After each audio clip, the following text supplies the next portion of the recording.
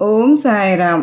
లంకె బిందెలు దొరికేదెలా? ఒక భక్తుడు షిరిడీలో ఉంటూ ద్వారకామాయిలో పెట్టే ప్రసాదంతో కడుపు నింపుకుని రోజులు వెళ్లదీస్తూ ఉండేవాడు. ఏ పని ముట్టుకునేవాడు కాదు. అతనికి 35 ఎకరం మంచి పొలం ఉంది.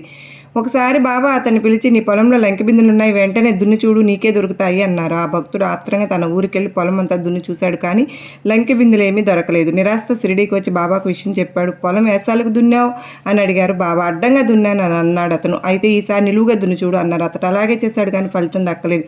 ఆ విషయం మళ్ళీ బాబాకు వచ్చి చెప్పాడు. అప్పుడు బాబా, అలాగా అయితే ఆ పొలంలో మిరపనారు నాటి నీరు పెట్టు, అలా చేస్తే లంకె బిందెలు తప్పకుండా దొరుకుతాయి అన్నారు. అతడు అలాగే చేశాడు. పంట బాగా వచ్చింది. ఆ ఏడు ఎక్కడ మిరప పంట సరిగా లేనందువల్ల ధర బాగా పలికింది.